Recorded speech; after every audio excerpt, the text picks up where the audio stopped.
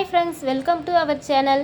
இன்றைக்கி நம்ம சேனலில் இட்லி தோசை கூட வச்சு சாப்பிட்ற மாதிரி சிக்கன் குழம்பு தாங்க எப்படி செய்கிறதுன்னு பார்க்க போகிறோம். இந்த சிக்கன் குழம்பு வந்து நம்ம குக்கரில் தான் செய்ய போகிறோம். ரொம்ப ஈஸியாக செஞ்சு முடிச்சிடலாம். அது மட்டும் இல்லாமல் செம்ம டேஸ்ட்டாக இருக்கும். கண்டிப்பாக ட்ரை பண்ணி பாருங்கள். இந்த ரெசிபி செய்கிறதுக்கு குக்கரில் கொஞ்சமாக எண்ணெய் சேர்த்துக்கோங்க. எண்ணெய் நல்லா காஞ்சதுக்கப்புறமா இதில் 2 ஏலக்காய், ஒரு சின்ன துண்டு பட்டை, 3 லவங்கம் சேர்த்துட்டு ஒரு பிரியாணி இலை சேர்த்துட்டு லைட்டாக வறுத்துக்கோங்க. இப்போ வந்து இதில் கட் பண்ணி வச்சுருக்க வெங்காயம் சேர்த்துக்கலாம். நான் 2 பெரிய சைஸ் வெங்காயத்தை பொடியாக கட் பண்ணிவிட்டு சேர்த்துருக்கேன்.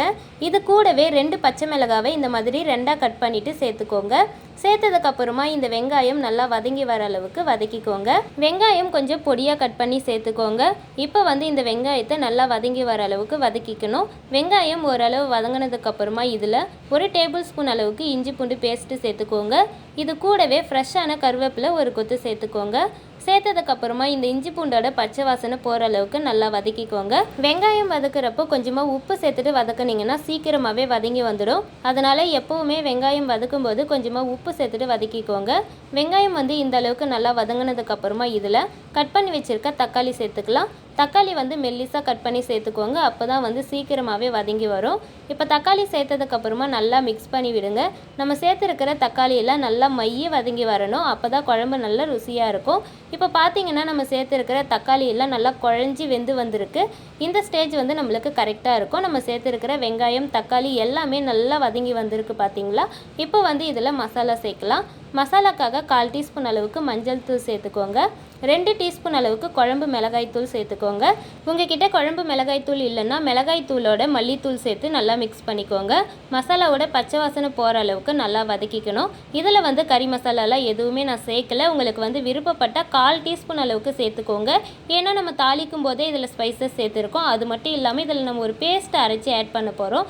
அதனால் மசாலா வந்து எதுவும் தனியாக தேவைப்படாது. உங்களுக்கு தேவைன்னா நீங்கள் வந்து ஒரு 1/2 டீஸ்பூன் அளவுக்கோ 1/4 டீஸ்பூன் அளவுக்கோ கறி மசாலா தூள் சேர்த்துக்கோங்க. இப்போ மசாலாவோட பச்சை வாசனை போனதுக்கப்புறமா நமக்கு தேவையான அளவு சிக்கனை நல்லா கழுவிட்டு சேர்த்துக்கலாம். இப்போ இந்த குழம்புக்கு தேவையான அளவு உப்பு சேர்த்துக்கலாம். சேர்த்ததுக்கப்புறமா கரண்டியை வச்சு நல்லா மிக்ஸ் பண்ணுங்கள். இந்த சிக்கனும் இந்த மசாலாவும் நல்லா ஒன்று சேர வரணும். அந்த அளவுக்கு நல்லா மிக்ஸ் பண்ணிக்கோங்க. பாருங்கள், இந்த அளவுக்கு நல்லா மிக்ஸ் பண்ணதுக்கப்புறமா ஒரு மூடி போட்டு மூடி விட்டுருங்க. இந்த சிக்கன் வந்து நல்லா கொதிச்சு வரட்டும். இப்போ இது கூட சேர்க்கறதுக்கு ஒரு மசாலா ரெடி பண்ணலாம். அதுக்கு ஒரு மிக்ஸி ஜாரில் பொடியாக கட் பண்ணி வச்சுருக்க தேங்காய் சேர்த்துக்கோங்க.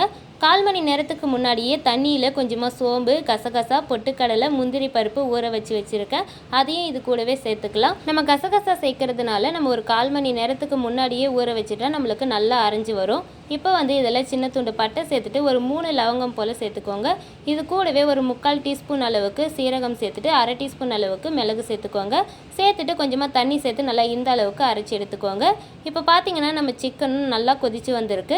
இப்போ ஒரு டைம் நல்லா மிக்ஸ் பண்ணிவிட்டு நம்ம அரைச்சி வச்சுருக்க பேஸ்ட்டு வந்து இதில் சேர்த்துக்கலாம். நம்ம இதில் வெங்காயம், தக்காளிலாம் அரைச்சி சேர்க்கணும்னு அவசியமே இல்லை. இதில் பொட்டுக்கடலை, முந்திரி பருப்பு சேர்க்கறதுனால நம்மளுக்கு இந்த கிரேவி வந்து நல்லா திக்காக இருக்கும். இப்போ நம்ம அரைச்சி வச்சுருக்க பேஸ்ட்டு சேர்த்ததுக்கப்புறமா நல்லா மிக்ஸ் பண்ணிக்கோங்க.